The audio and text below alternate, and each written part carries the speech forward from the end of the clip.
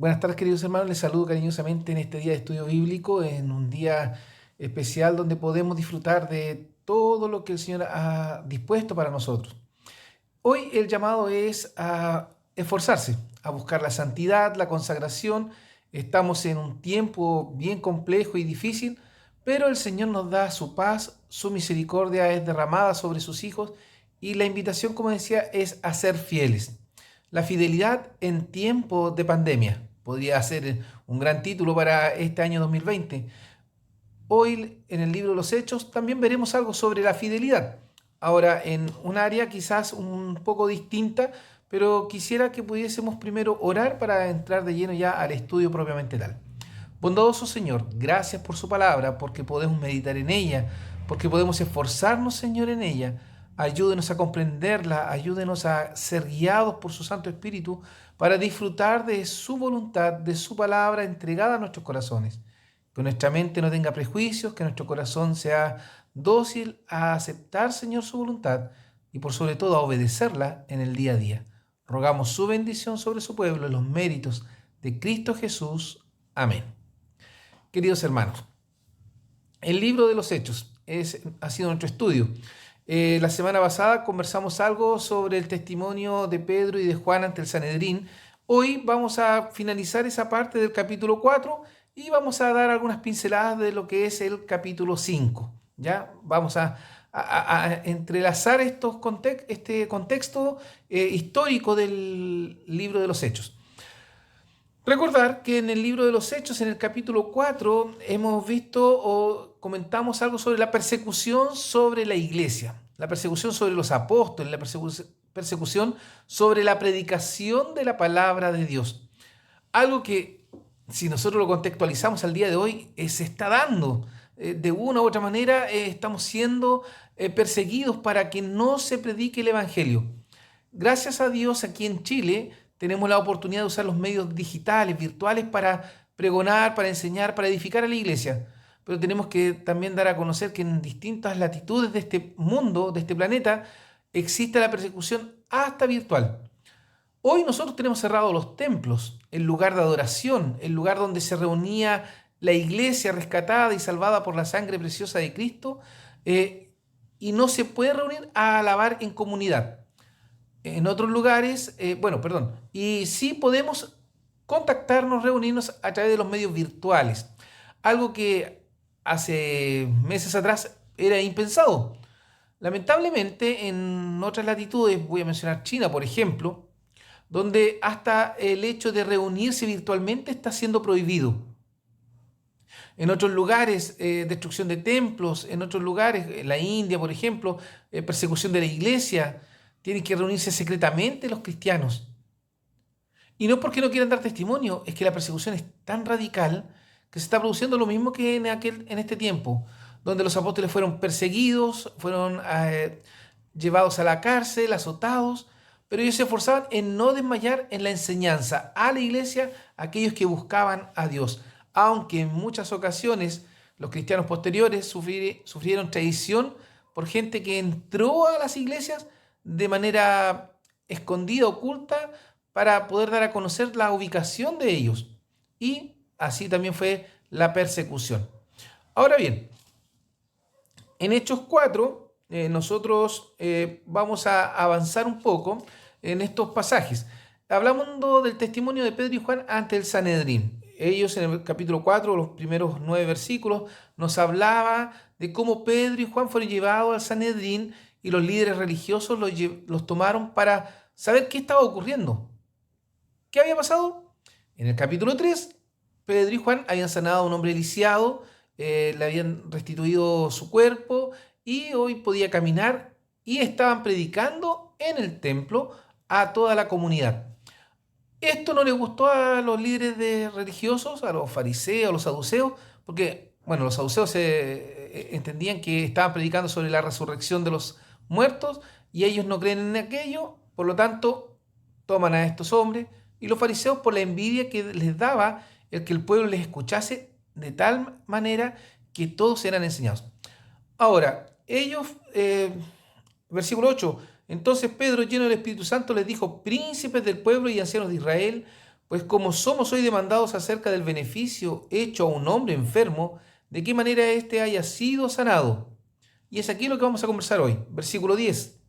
Sea notorio a todos vosotros y a todo el pueblo de Israel que en el nombre de Jesucristo de Nazaret, al que vosotros crucificasteis y Dios le resucitó de los muertos, por él este hombre está en vuestra presencia sano. El versículo 12. Y en ningún otro hay salud, porque no hay otro nombre debajo del cielo dado a los hombres en que podamos ser salvos. Versículo 13. Entonces, viendo la constancia de Pedro y de Juan, sabido que eran hombres sin letras e ignorantes, se maravillaban y les conocían que habían estado con Jesús. Solamente esos pasajes para comentar un poco sobre este testimonio de Pedro y Juan ante el Sanedrín. Ante la adversidad, ellos no dejaron de predicar a Cristo. Ellos daban testimonio de su fe. Recordemos que Pedro ya había pasado por una situación de persecución un poco compleja. ¿La recuerda? En el Evangelio de Lucas se relata cuando Jesús le dice a Pedro que Satanás lo había pedido para zarandarlo, para sacudirlo, para estremecerlo en su fe. Pedro negó a Cristo en el momento que él había prometido cárcel y muerte por su Señor. Por lo tanto, Pedro sabía lo que significaba ser tentado por Satanás, sabía lo que significaba ser llevado a negar a su Señor. Y la experiencia no fue muy grata.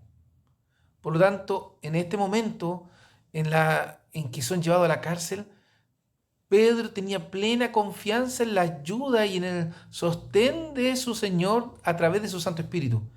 Y aquí el Espíritu Santo llena a Pedro y le promueve y lo mueve a dar testimonio fiel de su amor en Cristo. Diciendo, sea notorio a todos vosotros y a todo el pueblo de Israel que en el nombre de Jesucristo de Nazaret.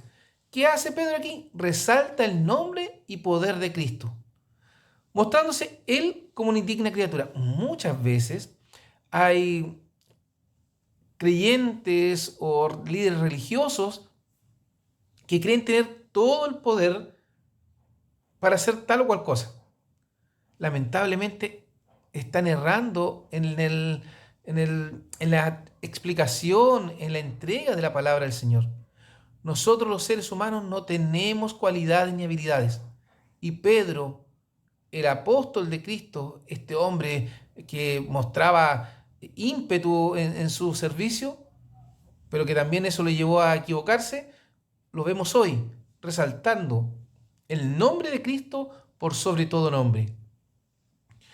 En nombre de Jesucristo de Nazaret, al que vosotros crucificasteis y Dios le resucitó de los muertos, por él, por Jesucristo, este hombre está en vuestra presencia sano.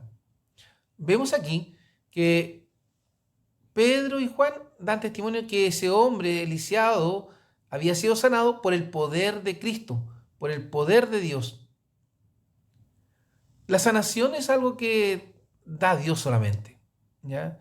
A nosotros se nos llama a orar por los enfermos, se nos llama a los ancianos, a los pastores, a poner nuestras manos sobre los enfermos, orar por ellos, y la oración de fe. ¿Se dan cuenta? No es las manos del pastor, las manos del anciano, sino que la oración de fe será contestada con sanidad, si es que es la voluntad de Dios. Yo quiero dejar muy en claro eso, queridos hermanos. Muchas veces nosotros nos equivocamos y pensamos que si nosotros le pedimos a Dios que sane a algún enfermo nuestro, el Señor lo va a sanar sí o sí. No. Nosotros pedimos y Dios obra conforme a su plan, conforme a su voluntad. ¿Ya? El versículo 12 nos habla que Cristo es el único que puede salvar. Y en ningún otro hay salud, porque no hay otro nombre debajo del cielo dado a los hombres en que podamos ser salvos.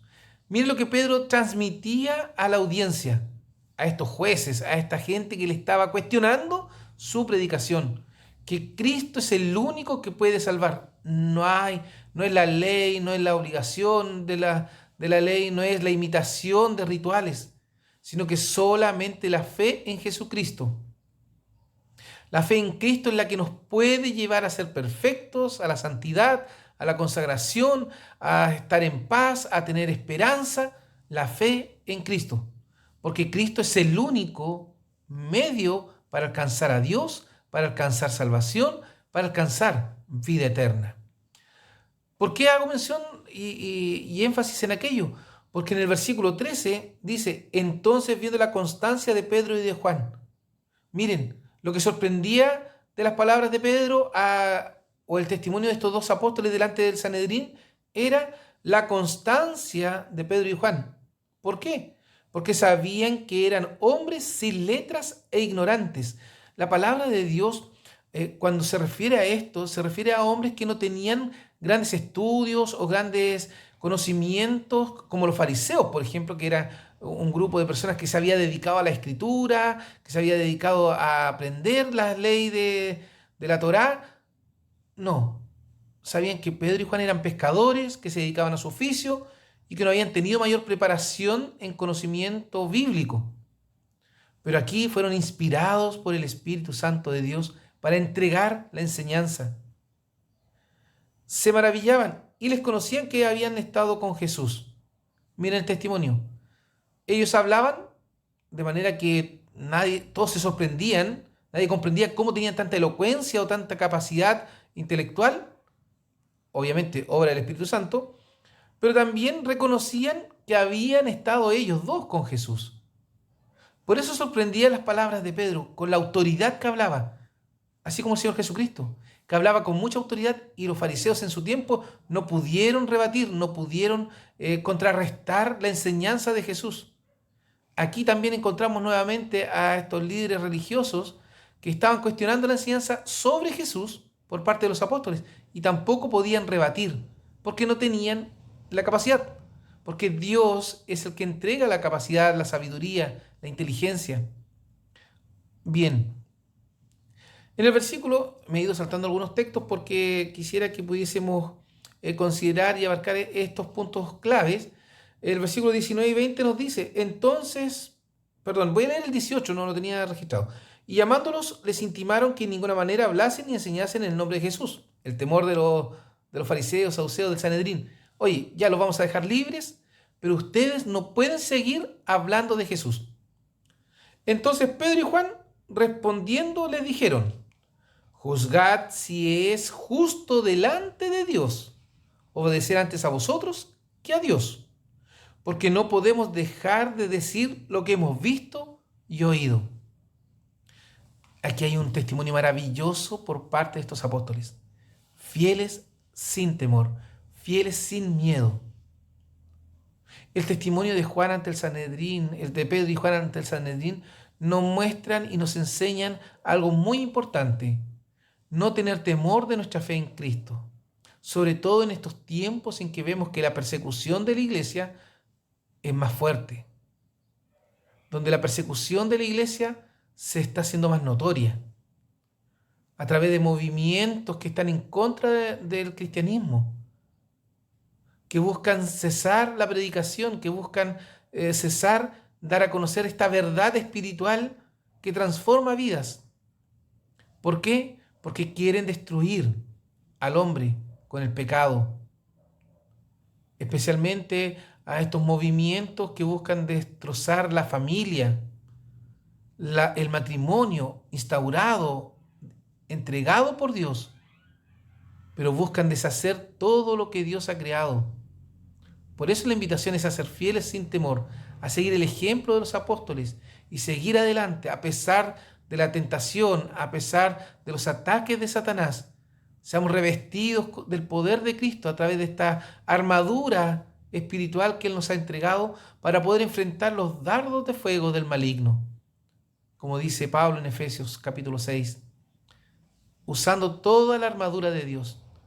Debemos buscar una intimidad perfecta con el Señor para tener esa llenura del Espíritu Santo y poder así enfrentar las tentaciones. En el versículo 23 vemos que Dios ayuda a sus hijos y ellos dan testimonio. Y sueltos vinieron a los suyos y contaron todo lo que los príncipes de los sacerdotes y los ancianos les habían dicho. Fueron libertados porque no tenían cómo cuestionarlos, y ellos van donde sus hermanos. Vemos aquí la ayuda de Dios a sus hijos cuando son fieles. Y ellos siguen dando testimonio ahora con su grupo de creyentes, con su grupo de hermanos, la comunión espiritual de la iglesia. Cuán importante es gozarnos de la experiencia de bendición del Señor sobre nuestros hermanos. Por eso es necesario dar testimonio. Quizás sucederá en algunas congregaciones que cuando se pide que los hermanos den testimonio de la obra de Dios en sus vidas, cuesta que pasen adelante o se pongan en pie y den a conocer cómo Dios ha obrado en sus vidas. Pero cuando hemos pasado por una experiencia fuerte de bendición, nos podemos dar cuenta que Dios ha sido bueno y que ha sido de gran bendición sobre nuestra vida y debemos darlo a conocer. En el versículo 24, y ellos, habiéndolo oído, alzaron unánime la voz a Dios y dijeron: Señor, tú eres el Dios que hiciste el cielo y la tierra, la mar y todo lo que en ellos hay. Se reúnen con sus hermanos y juntos agradecen a Dios. Esto habla de la unidad en todo momento. Estos hermanos estaban orando por Pedro y Juan.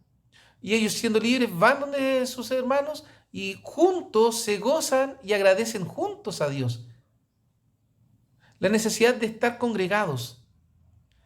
Hoy, sobre todo, que es más dificultoso, debemos hacer grandes esfuerzos para estar congregados con nuestros hermanos, aunque sea de manera virtual. Pero también debemos considerar el respeto y reverencia en cómo nos congregamos también de manera virtual. Porque muchos están descuidando la reverencia delante de Dios en los tiempos de adoración, porque dicen que es virtual. ¿Cuál es la diferencia si estamos alabando al mismo Dios? Te invito para que junto a tus hermanos, junto a nuestros hermanos, podamos rendir un culto digno a Dios. No porque estemos en nuestra casa vamos a cambiar nuestra forma, ¿cierto? Versículos 29 y 31, o el 31. Y ahora, Señor, mira sus amenazas y da a tus siervos que con toda confianza hablen tu palabra. Que extiendas tu mano a que sanidades y milagros y prodigios sean hechos por el nombre de tu santo Hijo Jesús. Y como hubieron orado, el lugar en que estaban congregados tembló, y todos fueron llenos del Espíritu Santo y hablaron la palabra de Dios con confianza. Una oración que busca sabiduría para hablar la palabra de Dios, para conocerle y para tener ese conocimiento especial del Señor. Cuán importante es pedirle al Señor sabiduría. Pedro decía que el que pide sabiduría, Dios no es mezquino para darla. Hay que demandarla. Señor, denos la capacidad para entender su palabra, para comprender su instrucción. Por eso la invitación es a poder esforzarnos en el conocimiento del Señor Jesucristo, para poder también entregar una palabra honesta, sabia, conforme a la voluntad de Dios. Y eso requiere mucha oración, mucho estudio, pero todos podemos, si nos ponemos en las manos de Dios, realizarlo. Versículos 32 al 35. Y la multitud de los que habían creído era de un corazón y un alma, y ninguno decía ser suyo algo de lo que poseía, mas todas las cosas les eran comunes. Y los apóstoles daban testimonio de la resurrección del Señor Jesús con gran esfuerzo, y gran gracia era en todos ellos. Que ningún necesitado había entre ellos, porque todos los que poseían heredades o casas, vendiéndolas, traían el precio de lo vendido y lo ponían a los pies de los apóstoles, y era repartido a cada uno según que había menester. ¿Qué sucede aquí? Los que creían estaban unidos en amor y en espíritu.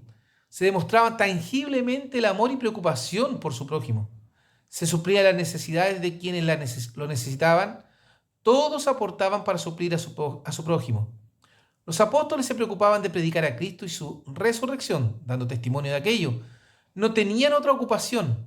La iglesia les sostenía y ellos les enseñaban. Aquí podríamos sacar varias enseñanzas.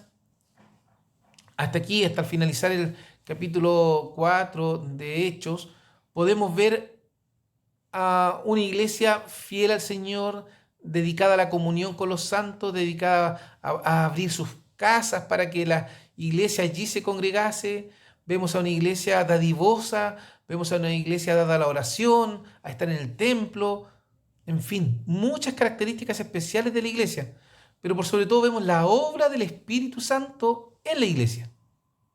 Aquí podemos ver cómo el Espíritu Santo de Dios obraba en los corazones de los creyentes, en los creyentes que se disponían a hacer la voluntad de Dios. Eso es importante tener claro. El Espíritu Santo obra en todo aquel que se ha dispuesto a hacer la voluntad de Dios. Quizás tenemos luchas internas, quizás tenemos temores.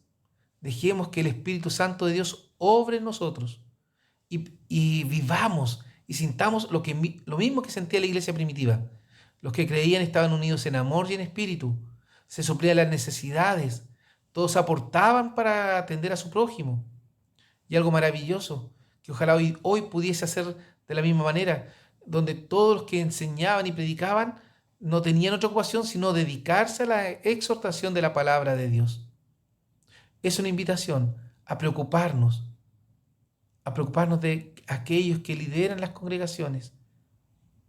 Algo que la verdad habitualmente no lo menciono. Involucra lo que soy. Pero como pastor debo también hacer un llamado a todo aquel creyente en Jesucristo que debe preocuparse de cuidar la obra de Dios, de proveer para la extensión del Evangelio y no dudar de la gran promesa de Dios de provisión, de ayuda y de sostenimiento, aún en un momento adverso. Queridos hermanos, que el Señor les bendiga, que el Señor les guarde y nos permita hasta este punto. Llevamos 4 capítulos del libro de los Hechos. Repasémoslo, estudiémoslo, para que podamos disfrutar de esta experiencia maravillosa de una relación plena con nuestro Salvador Jesucristo. Y como resultado de aquello, una consagración, una santificación de nuestras vidas. Que el Señor sea con ustedes. Bondadoso Padre, gracias por su palabra, porque podemos meditar en ella y porque usted nos guía a comprenderla. Ayúdenos ahora a llevarla a la práctica en nuestro diario vivir, sabiendo y siguiendo el ejemplo de la primera iglesia, de esta iglesia apostólica, la cual se entregó de lleno a la predicación de su evangelio, pero también al sostenimiento y preservación de la congregación y de los apóstoles. Que usted sea con nosotros, con su pueblo y con cada uno de mis hermanos les permita también disfrutar de su dirección. Todo lo ruego en Cristo Jesús, mi Salvador. Amén. El Señor sea con ustedes.